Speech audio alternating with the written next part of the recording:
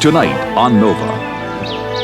High above the arid desert of East Africa lies a towering mountain chain with a bizarre climate. It's hard to believe anything could live here, winter nights and summer days. But these endangered animals live only here, marooned on a mountain island in a sea of clouds. Africa as you haven't seen it before. Journey to Kilimanjaro.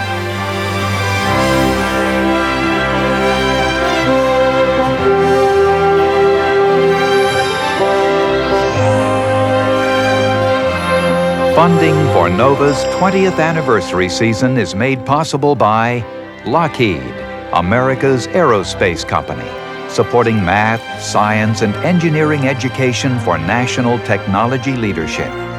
And Johnson & Johnson, the signature recognized around the world for commitment to quality healthcare products for the entire family. Major funding for NOVA is provided by the Corporation for Public Broadcasting and by annual financial support from viewers like you.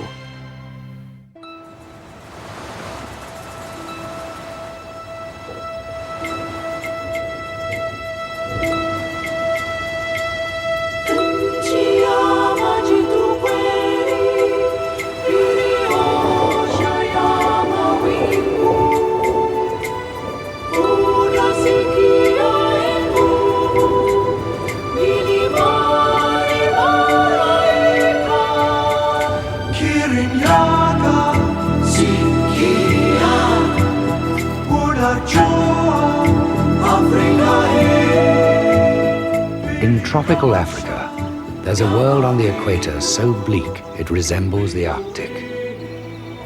It's a hidden world of harsh extremes, of smoking summits and bitter cold.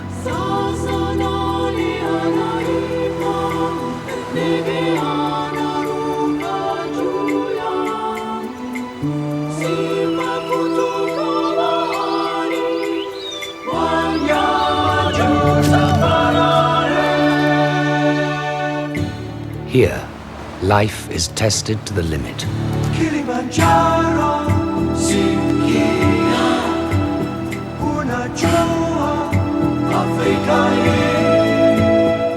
This is a story of nature's extraordinary power to survive on even these remote mountain realms, beyond the African clouds.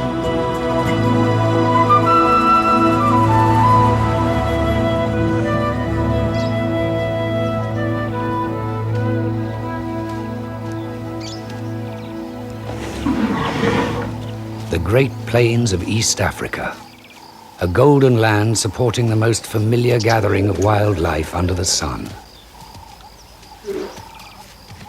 Here, the animals move through grasslands as boundless as the oceans.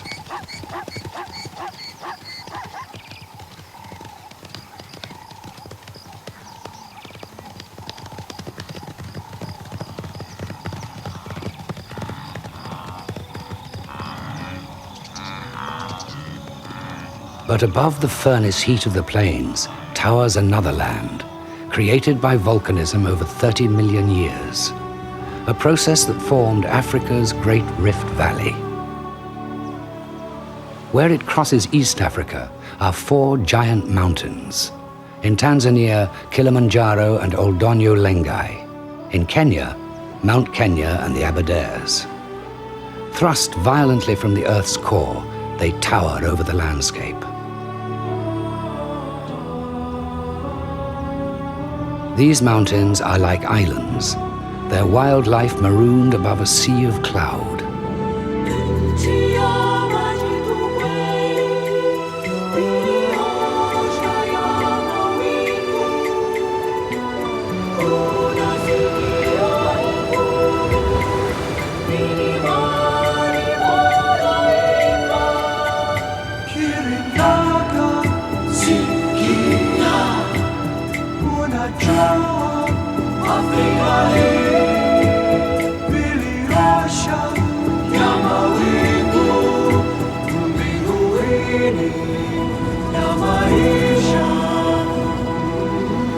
Mount Kenya, rising over 3 miles into the African sky, This is an ancient volcano, 3 million years old. Time has quenched its fires. Like oceanic islands, each East African mountain has its own special community of animals and plants. Highland rock hyraxes are unique to Mount Kenya.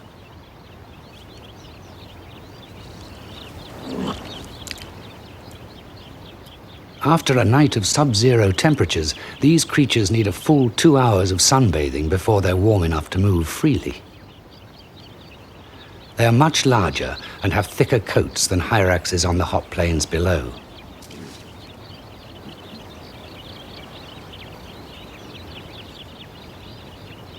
In the thin mountain air, their improved insulation helps them cope with both the bitter cold and the fearsome rays of the equatorial sun.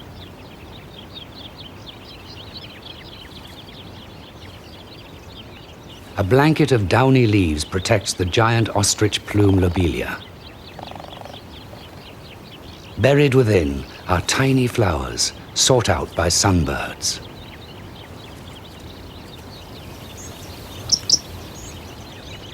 In return for pollination, the plants provide sugary nectar.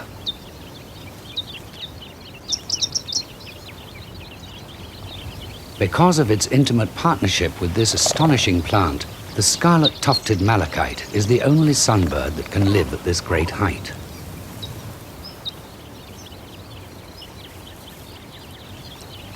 Keeping warm at high altitude is critical. Small antelope with coats fluffed like highland sheep prosper on alpine herbs. These are grey duikers. By mid-morning, the mountain is warming up. The hyrax colony is active, with mothers tending their young.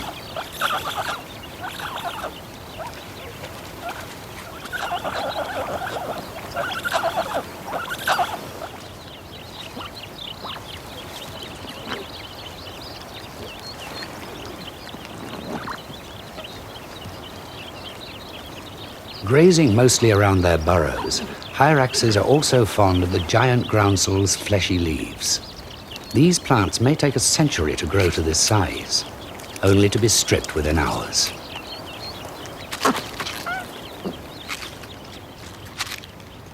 But reaching them isn't easy. For the short-legged hyrax, the long-stemmed groundsel is quite a challenge.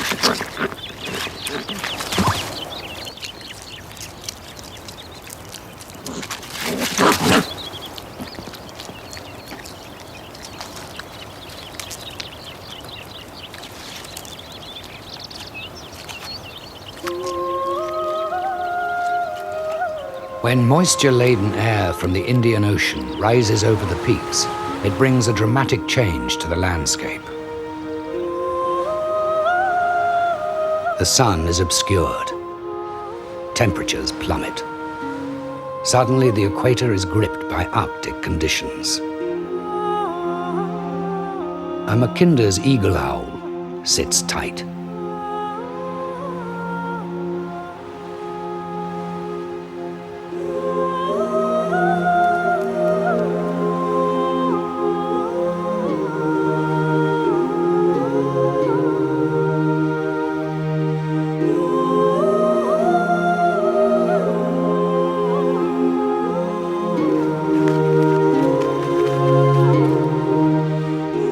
It's hard to believe that on the savannas below, the land is baking hot.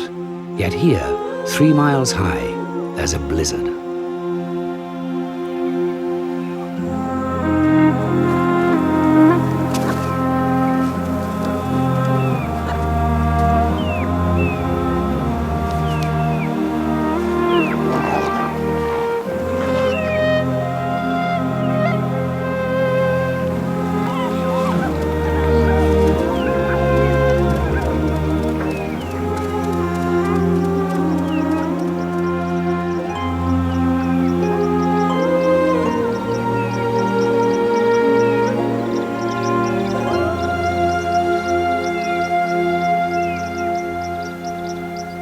The storm creates a land more like Alaska than Africa.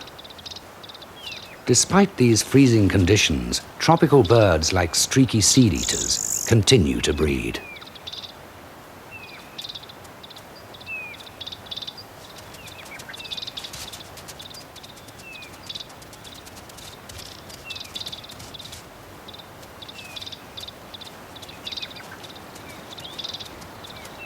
When the first European explorers claimed they had seen snow on Africa's equator, their accounts were met with utter disbelief.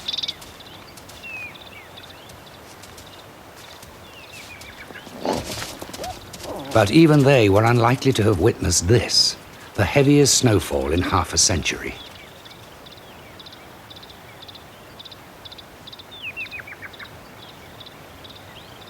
But it won't last. The power of the tropical sun sees to that.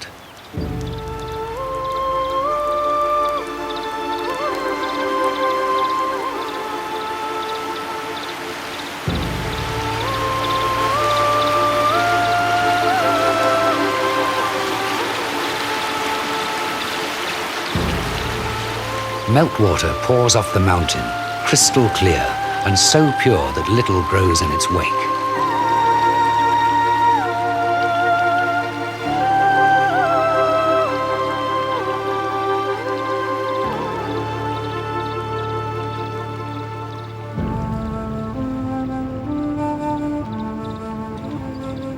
But a strange and primitive plant manages to eke a living in upland lakes. Like fairy rings, this algae grows in circles, drawing on what meager nourishment there is. It shows that life can colonize even the harshest of places. Mount Kenya is not eternal. Sun, wind, and snow rip at its volcanic carcass. In another 3 million years, this mountain will be a much lesser monument.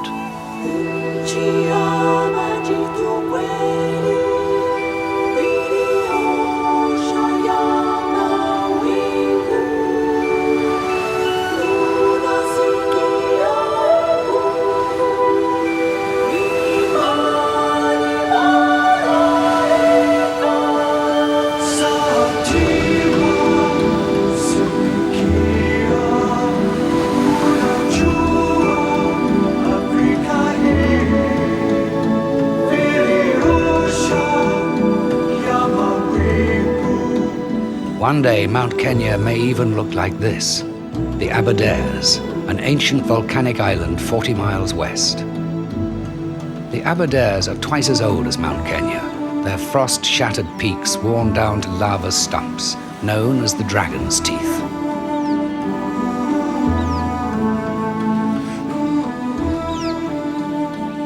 Herds of elephants, wanderers from below, are hardy enough to invade these elevated moorlands.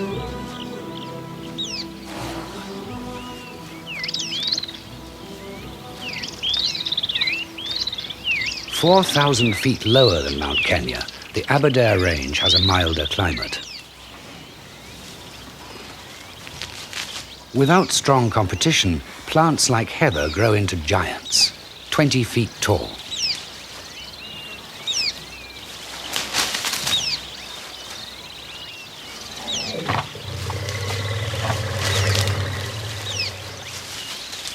With their huge appetites, elephants seem to relish these oversized shrubs.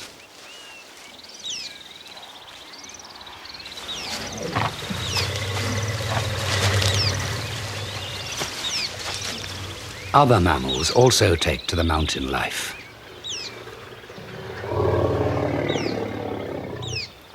On the African savannas, lions seem to suffer in the stifling heat.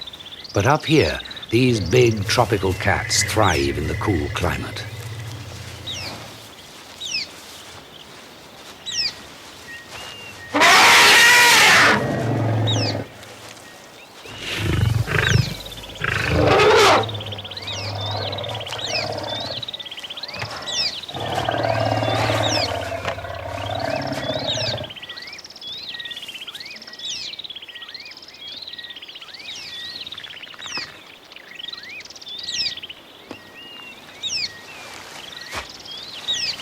A chance encounter at 12,000 feet between Africa's top predator and mightiest mammal ends in a standoff.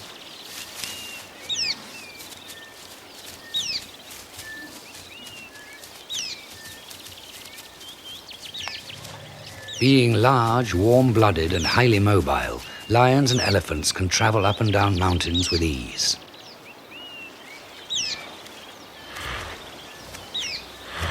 But at altitude, the thin air carries less oxygen. Forest animals like buffalo may find the Aberdares a struggle, but they could never scale the breathless heights of distant Mount Kenya. Heather and tussock grass blanket much of the moors. Fed by upland streams, this is a paradise for all kinds of animals, some as small as the striped mouse.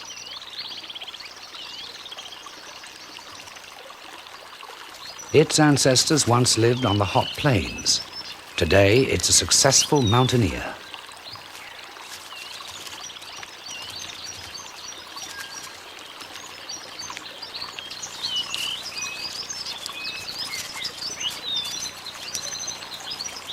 Luckily for the mice, it's too cold for most snakes on this chilly moorland.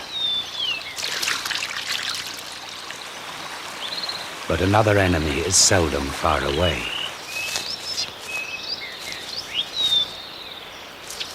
A serval cat, the ultimate mouser. Long legs allow it to peer over the grasses, and those outsize ears are fine-tuned to pick up the slightest rustle.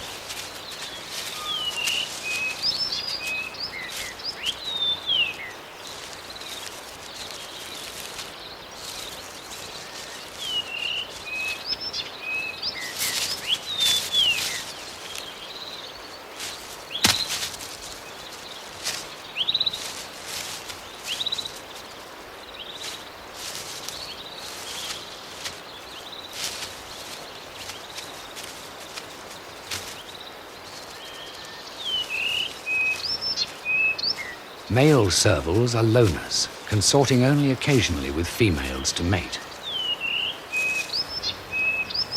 They spend much of the day patrolling their home range and hunting.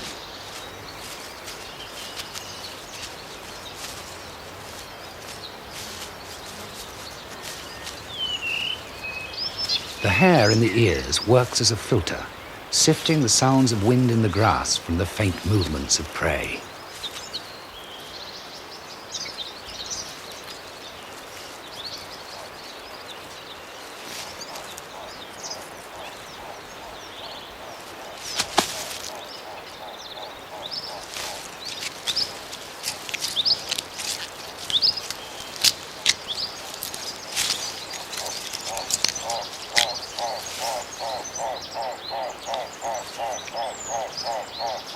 But up here, there is an even more spectacular cat.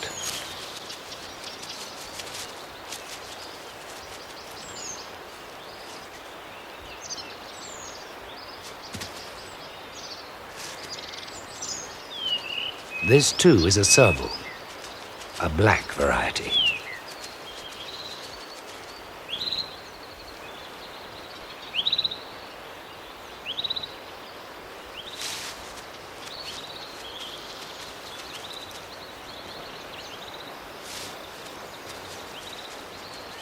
Black servals occur elsewhere, but on these mountains they are more abundant than usual. Why this should be so remains a mystery.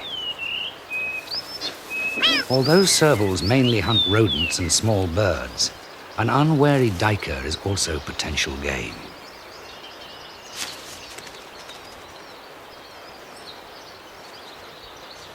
A pair of black servals may produce spotted young.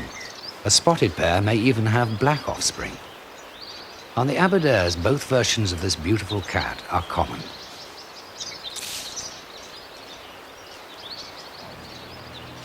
All mountains crumble with age. Today, the Aberdare Range is a shadow of its former self. Yet, enough rain falls on its rounded slopes to charge many of Kenya's major rivers.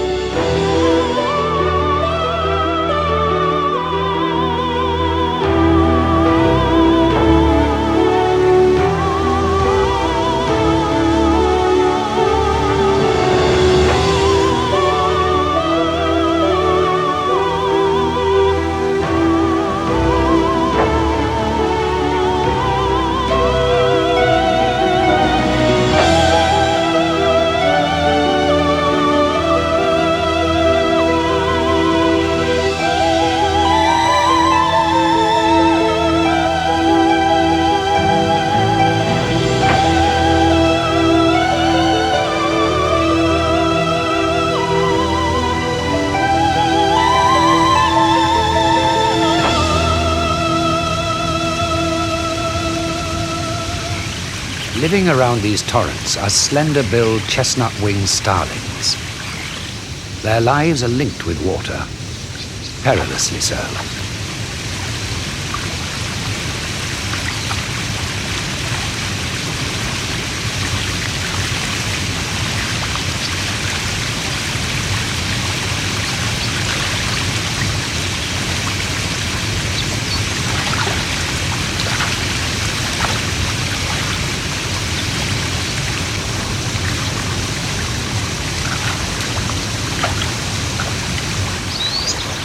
As the water tumbles down the mountain, it becomes warmer and gathers nutrients sufficient to support insect food for the starlings. The birds live in small groups, keeping contact through calls that penetrate the sound of rushing water.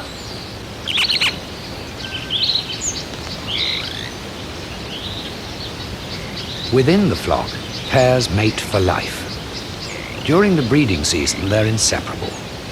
But like any couple, they have their differences as they gather nest material for their home by the falls.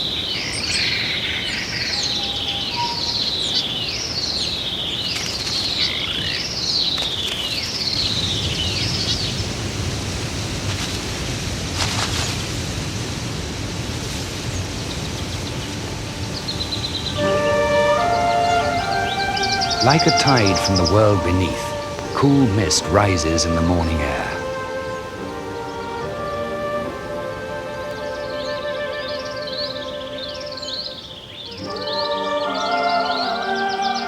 The abundant moisture supports lush cloud forest.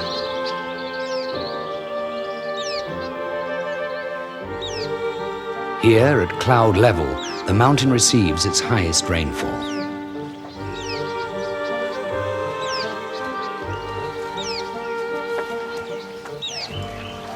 Forest rivers attract elephants to drink. The herd is led by a matriarch, a veteran blessed with the wisdom of years, who probably learnt the whereabouts of this place from her mother.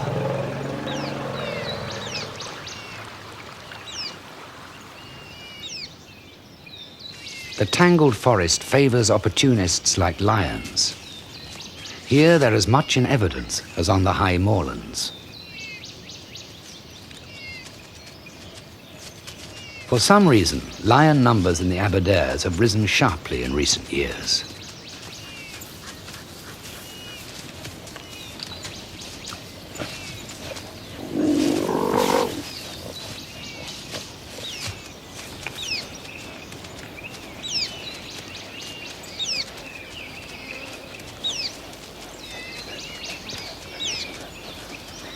The abundance of lions may be responsible for the decline of East Africa's largest, rarest, and certainly most elusive forest antelope, the bongo. Fewer than 50 remain in East Africa. The Aberdares are their last refuge.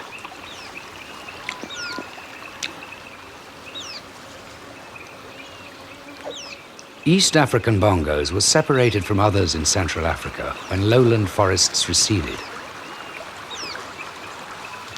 Now they are castaways, marooned on this mountain island.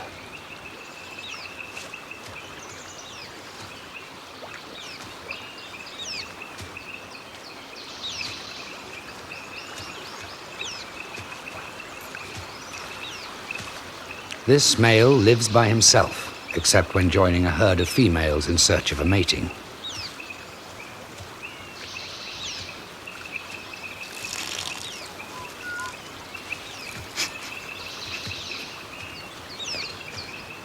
His grimace is a response to the scent of a female in season.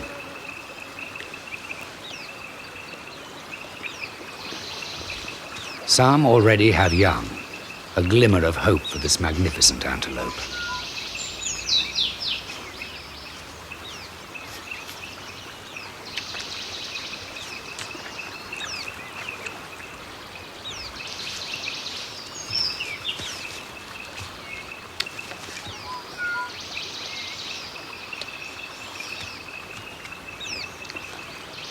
Notoriously shy and secretive, the bongo must use all its powers of concealment if it's not to disappear forever. from the mountain forests of East Africa.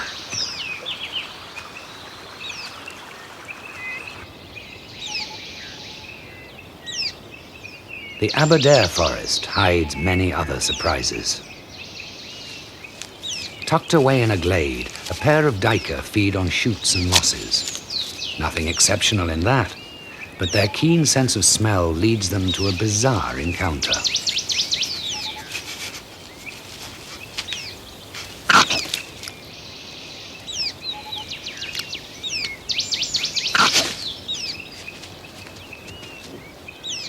This is a crested rat. To the duiker, it literally stinks. The Kenyan highlands are one of the few places these rare creatures can be found. The rat's skunk-like appearance advertises a noxious odor. When threatened, it exposes a poison gland along the sides of its body. With this deterrent openly on show, it wanders boldly through the undergrowth.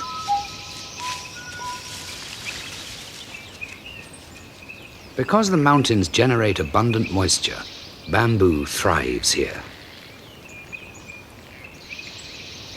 Along the lower margins of the bamboo belt, dense forest and dazzling flowers flourish.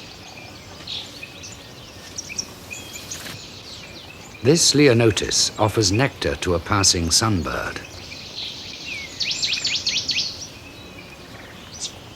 In the cool mountain climate, where there are fewer insects, many plants use warm-blooded birds for pollination. But at lower, warmer altitudes, insects share the task.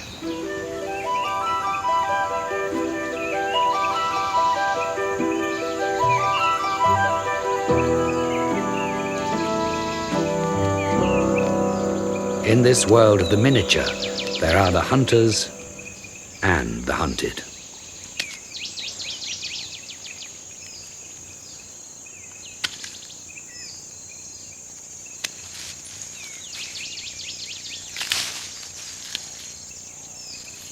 Jackson's chameleon, resembling a pocket dinosaur with an insatiable appetite.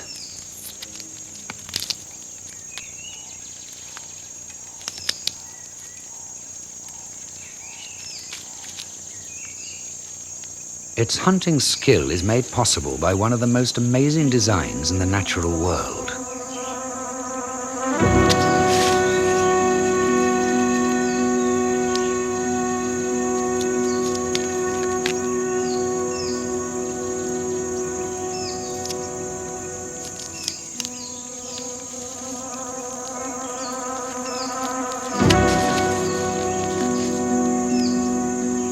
Fired like a sniper's bullet, it seldom misses.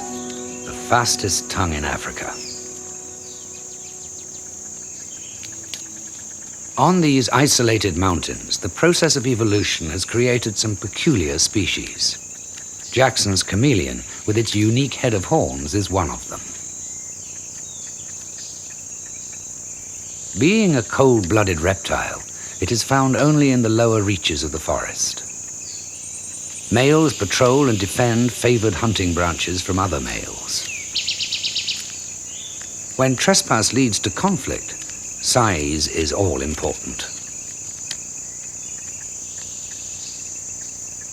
A male chameleon's horns are his weapons. Females also have horns, but theirs are much smaller.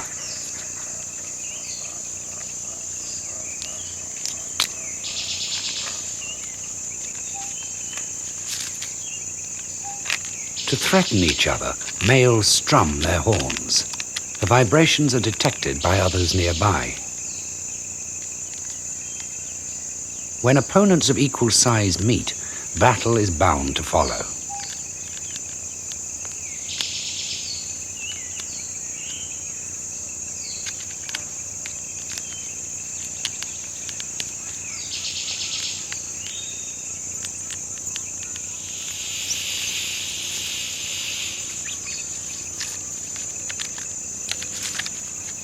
The aim is to toss your opponent out of the tree.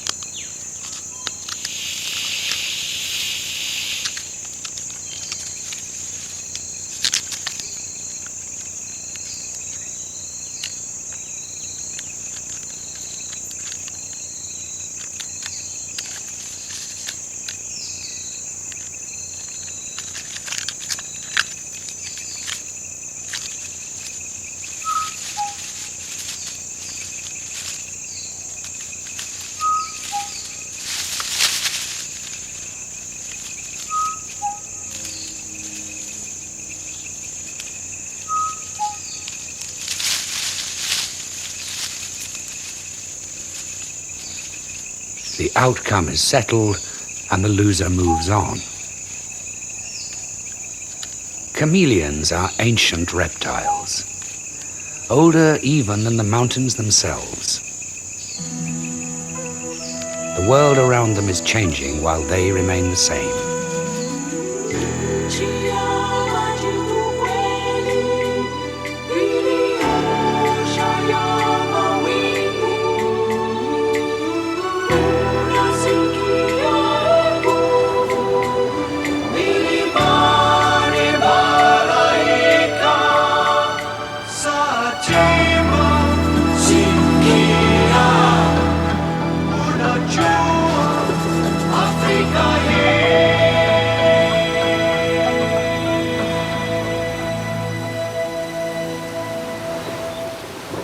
Although feeding in lush cloud forest, browsers like buffalo cannot get all the minerals they need. In particular, their food lacks salt, so they're forced to visit salt licks, special places where minerals have been exposed by erosion.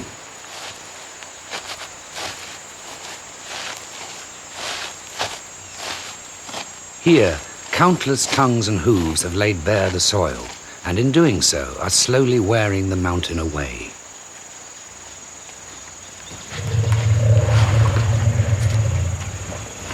The salt lick is important to all kinds of animals, customers who, on a normal day, wouldn't meet.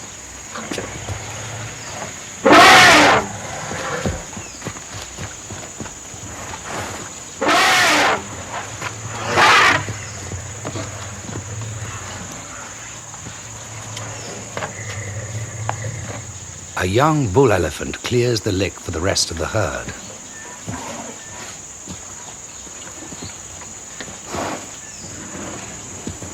His family, treading carefully, are regulars here.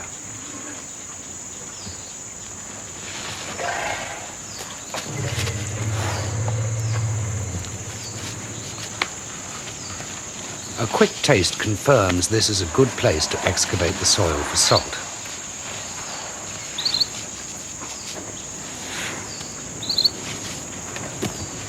Some elephants prefer to use their left tusk, others their right. Whichever one they favor most is sometimes called the slave tusk. But the trunk is the elephant's most versatile tool. It works as a nose and a hand all rolled into one.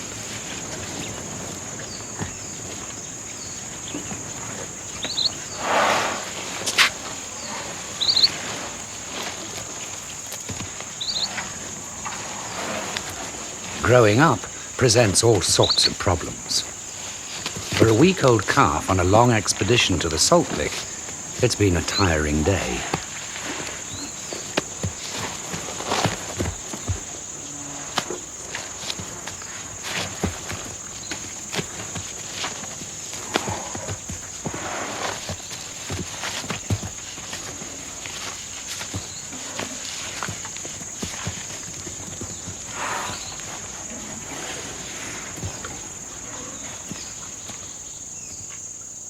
A salt lick opened up by elephants is eagerly visited by others like giant forest hogs, the largest wild pigs in the world.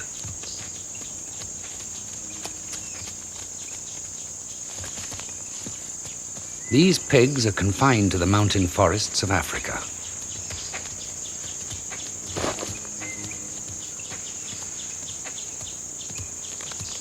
Shy and nocturnal, they rarely leave the safety of the forest during the day.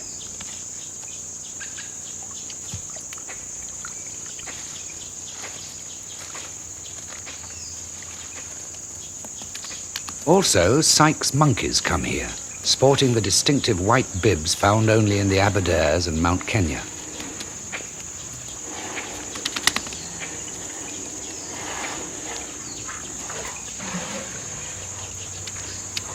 It's mid-afternoon, time to enjoy the other reason for the visit.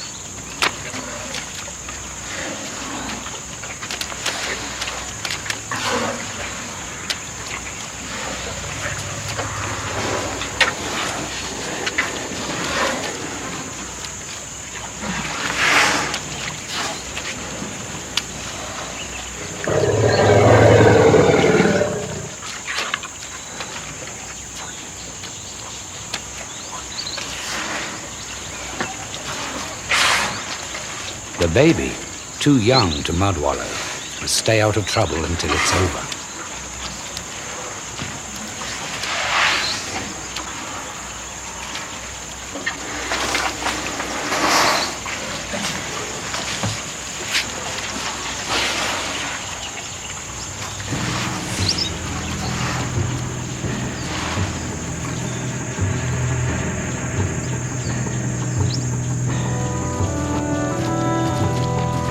Day by day, the Aberdares and Mount Kenya are slowly being ground to dust. With the passage of time, these mountains will eventually die. Their remains will be scattered across the hot African plains.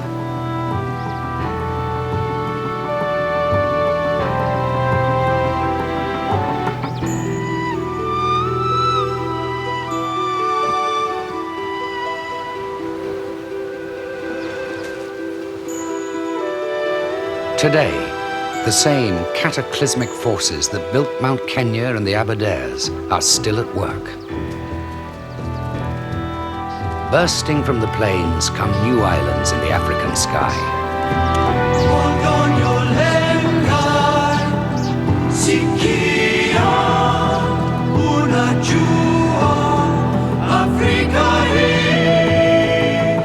Towering 9,000 feet and a mountain in the making, Oldonyo Lengai, the Maasai Mountain of God.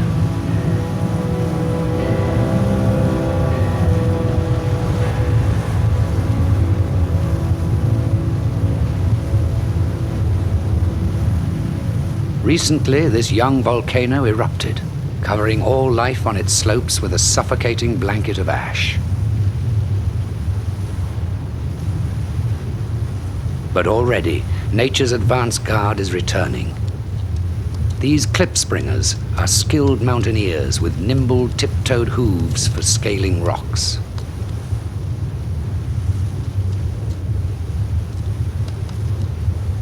In the cool of the evening, they find warmth on the lava itself. But the antelope may be pushing their luck. Another mighty eruption is long overdue.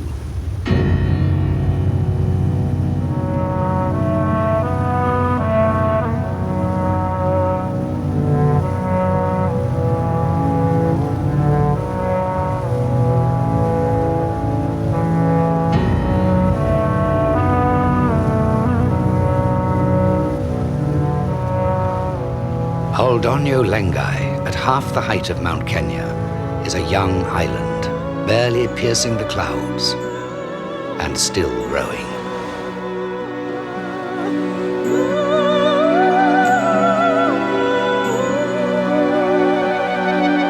But there is a mountain in Africa, mightier than them all, a colossus which dwarfs Lengai, whose summit soars almost 4 miles into the sky. Kilimanjaro, the White Mountain.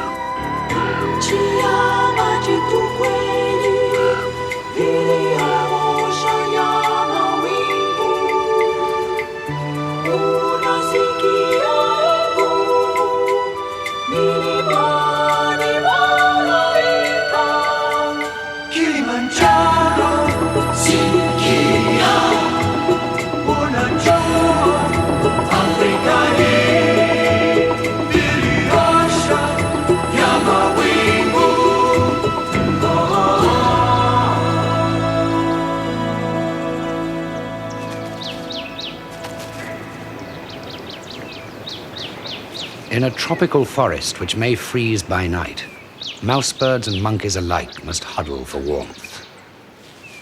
For a family of Sykes monkeys, morning sunshine brings relief from the cold.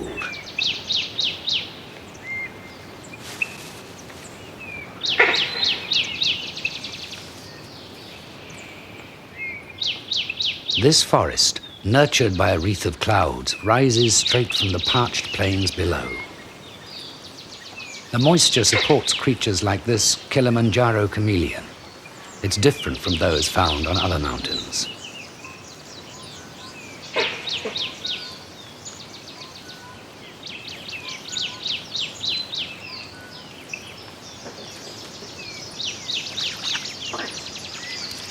Broad-ringed white eyes, unique to this mountain and neighboring highlands, are quick to find a forest pool. Kilimanjaro's volcanic rock is porous, so surface water is short-lived.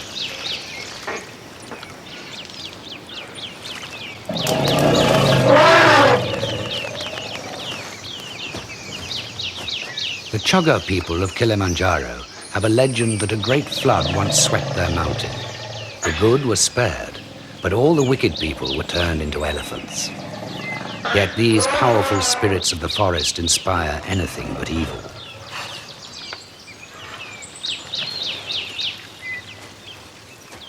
Every big East African mountain encourages the evolution of its own brand of wildlife. On Kilimanjaro, Sykes monkeys lack white bibs. They're all grey and known as gentle monkeys.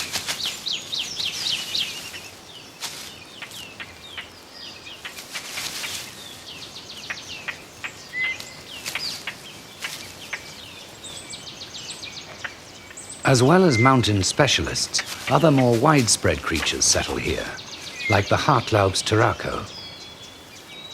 Birds and large mammals make good mountain pioneers because they're able to travel to new places with ease.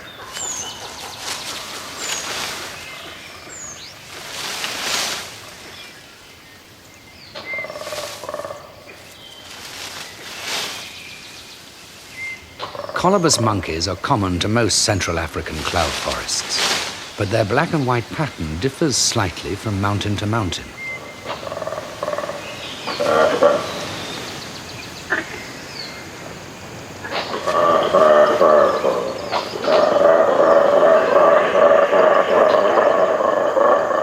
The leading male's unearthly roars herald the gathering dusk.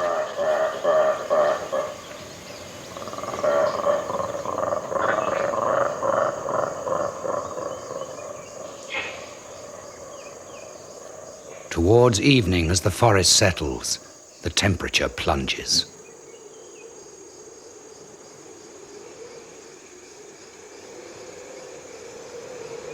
Moonrise over the summit is a signal for the night shift to emerge. The genet, a fleet-footed hunter. Despite its cat-like appearance, it belongs to the mongoose family. The genet occurs widely in Africa, in woodlands and grasslands. Here on Kilimanjaro, it has reached the upper limit of its range. Genets hunt mainly by sound, listening for stirrings of birds and small mammals.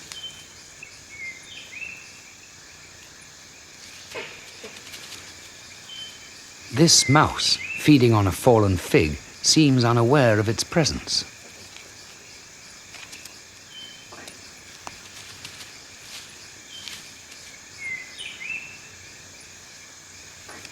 But the mouse, too, has sharp ears.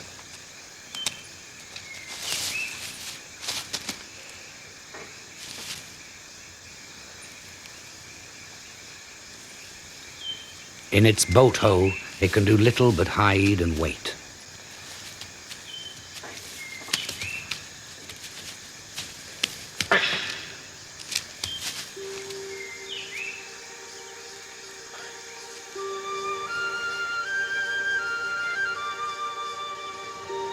Beyond the tree line is an alien, unforgiving world, locked in an icy silence.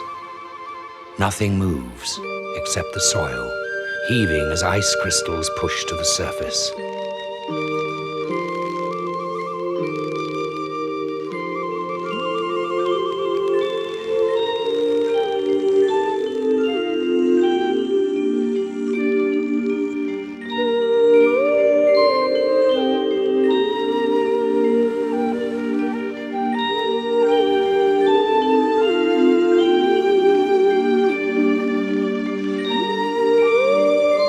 Here it is winter every night and summer every day.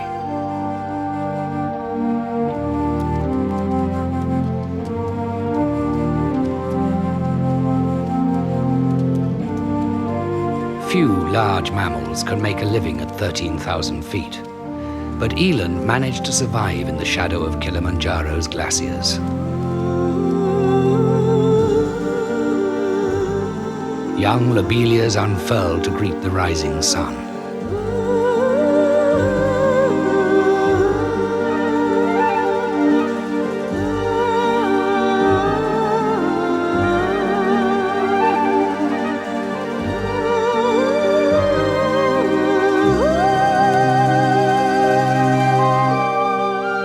The Alpine moorland is steadily released from a night spent in the freezer.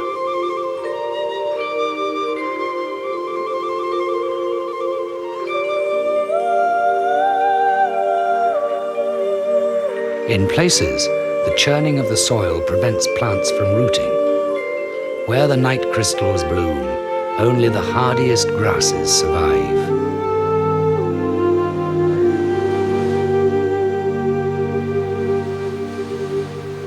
So great is its height that living on Kilimanjaro is harsher than anywhere else in Africa. Here, the lobelias are tougher even than those on Mount Kenya, triumphing over the elements. Protected by leaves filled with antifreeze, the tiny flowers produce abundant nectar for sunbirds.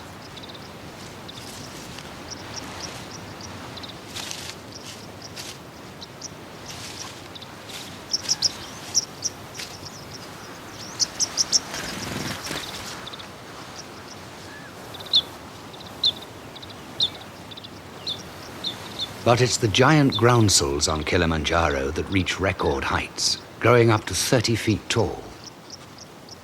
Fine leaf hairs protect their crowns from nightly frosts and intense solar radiation by day. Their swollen stems are lagged with dead foliage to reduce moisture loss in the dry air. Out in the heather on the Alpine moorland, mountain chats have made their home.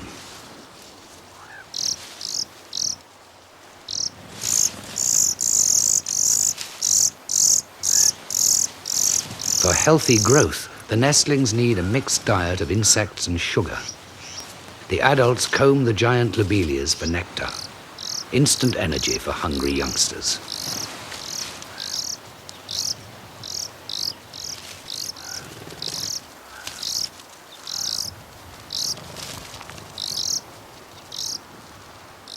At 14,000 feet, Kilimanjaro becomes more like an island than ever. And there's still almost a mile to go. Updrafts from its icy flanks launch sky hunters on their endless search for carrion. These are lammergeiers, mountain vultures, Africa's largest birds of prey.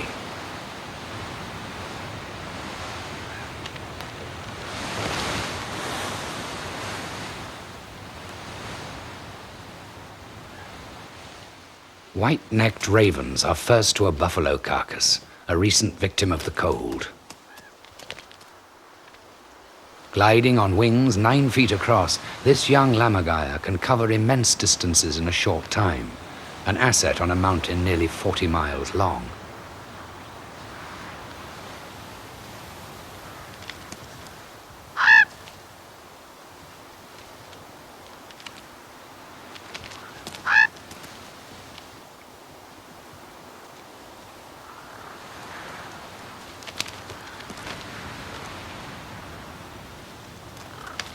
Ravens and vultures are born scavengers, but lammergeiers are interested only in bones and marrow fat.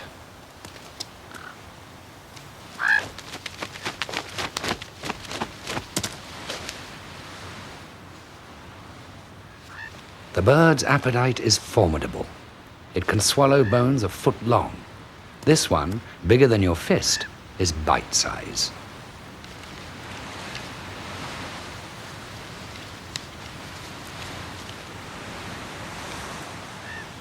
The name lammergeier refers to lamb catching. Since this is only a myth, the bird is also known as the bearded vulture.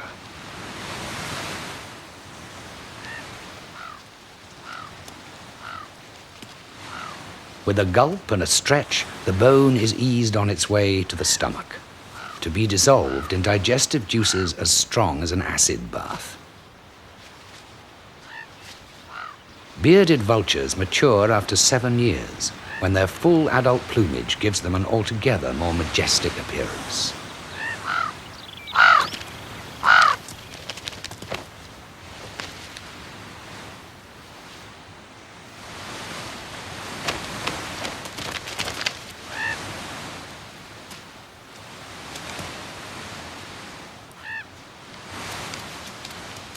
Pickings are slim on Kilimanjaro's upper slopes.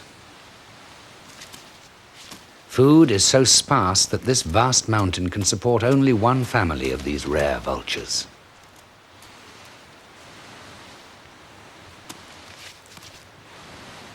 In the whole of East Africa, there may be no more than 50 pairs.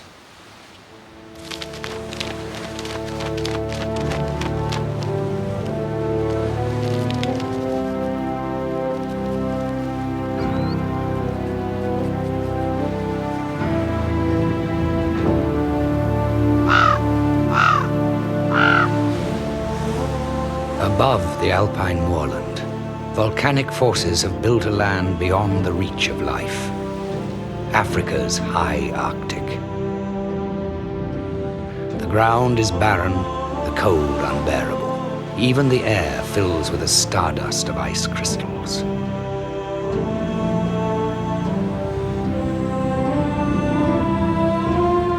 Wearing a crown of ice, Kilimanjaro's majestic summit towers far above the clouds. The White Mountain. A silent world, empty as the moon. 4 miles up. On the roof of Africa are permanent glaciers embedded in ash. It is hard to imagine that the equator is only 3 degrees to the north, the scorching plains a few miles below.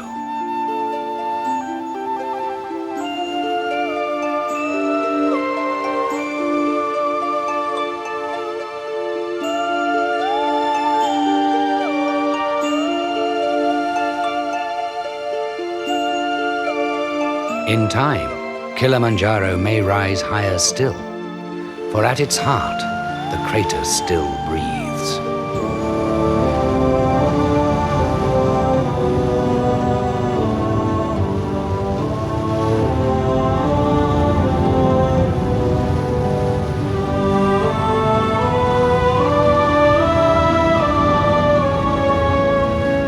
For now, the slumbering giant bides its time. Kilimanjaro, the undisputed monarch of all mountain islands in the African sky.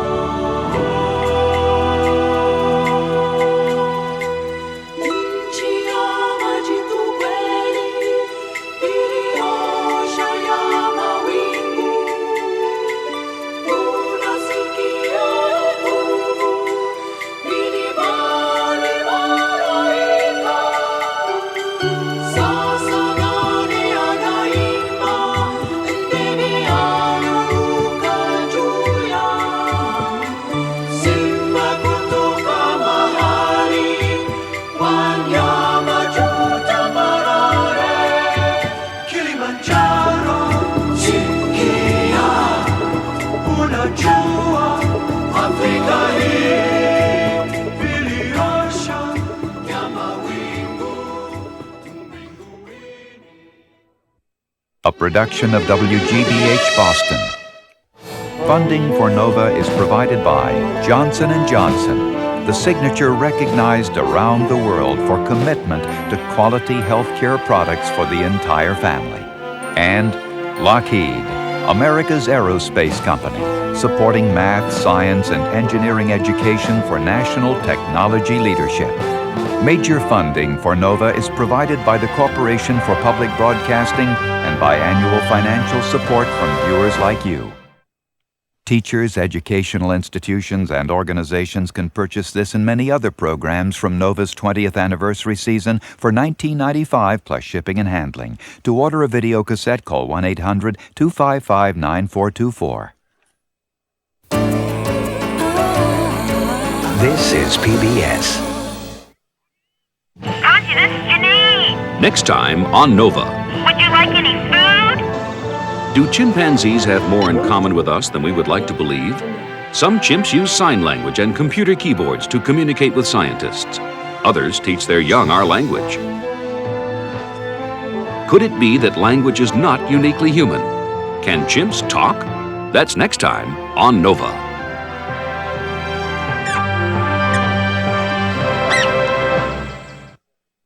For a transcript of the NOVA program you've just seen, send $5 to this address or call 1-303-831-9000.